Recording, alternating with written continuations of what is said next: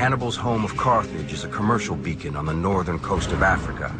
Their trade and military influence reverberates throughout the Mediterranean. 400 short miles from Carthage is Rome.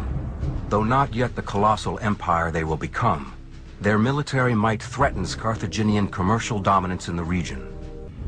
Hannibal's personal and brutal destruction of Saguntum is a bloody invitation, hand-delivered to Rome, inviting them to join his deadly game of butchery and annihilation. Hannibal and the Carthaginians gladly choose to fight. Then, Carthage and Rome bloodied the Mediterranean Sea in what is called the First Punic War, named for the Latin term for Carthage, Punica. 400,000 casualties, almost 15% of the military manpower of the entire country of Italy was lost in that war. It was a terribly bloody war. The war eventually ends in a military draw, but for Carthage, the peace treaty is especially costly. Legend has it that Hamilcar made the young Hannibal swear an oath on the altar of Baal that he would spend his life in opposing and then ultimately destroying Rome. In 219 BC, with his father's hunger for revenge burning inside him, and with Saguntum aflame, Hannibal launches his attack against Rome. The Second Punic War is on. Hannibal's on the move. From Spain, he leads his fighting force of about 50,000 north along the Mediterranean coast toward Rome. A grueling 2.5 months later, an exhausted but battle-ready Hannibal reaches the Rhone River. But Hannibal is shocked to discover the Romans had caught wind of the advance and launched a strike force to intercept. It is the great military Roman general Publius Cornelius Scipio who leads the attack against Hannibal. Hannibal's force, 5 times as large, has crossed the Rhone River. Scipio sends 300 of his cavalry up the Rhone to find Hannibal. Hannibal orders 500 cavalry to scout the Roman advance. The two reconnaissance units collide. War between Rome and Carthage rages once again. In this particular skirmish, Hannibal's forces take the brunt of the attack and then retreat. Scipio orders his entire force to follow. Hannibal knows Scipio is only a few days' march away. But when Scipio arrives at the location where Hannibal's army should be, they're gone. It's as if Hannibal's whole army has vanished into thin air. Scipio forced Hannibal to change his plan. Now, instead of marching along the Mediterranean coast to Rome, Hannibal's attack will come from the north, through the Alps. Hannibal reaches the Alps in autumn of 218 BC.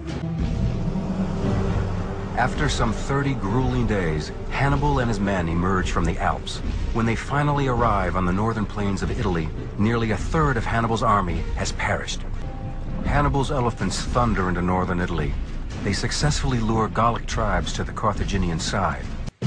The two enemy armies camp on opposite sides of the Trebia River, about 70 short yards apart.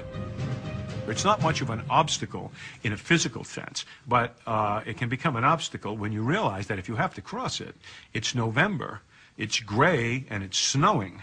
And so that's going to be, any army that tries to cross that river under those conditions is going to suffer somewhat.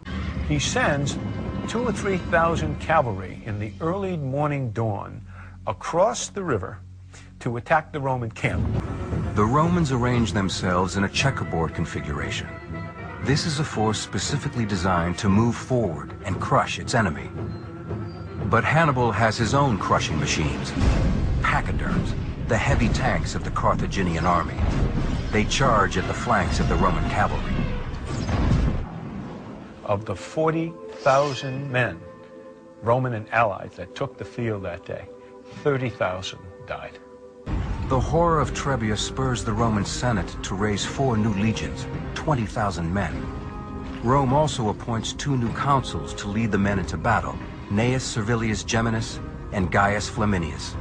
But Hannibal remains unstoppable. He slips through the 2 Roman forces and arrives at Tuscany, a Roman ally, and torches the landscape. Hannibal starts burning the Tuscan plain. Houses, towns, slaughtering animals, chopping down trees. Hannibal's plan? Destroy the area and infuriate the Roman general Flaminius, who watches the devastation from the city walls of Arretium. Hannibal continues to taunt Flaminius by marching his army right past the walls of Arretium, flaunting his courage and power. Finally, Flaminius takes the bait.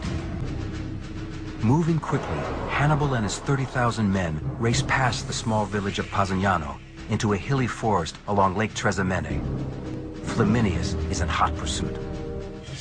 The road leads Hannibal, now on horseback, through what's known as a defile, a narrow passage between the mountains and the lake's shoreline. In the morning, a thick fog comes off the lake and obscures the entire valley. It's made-to-order camouflage.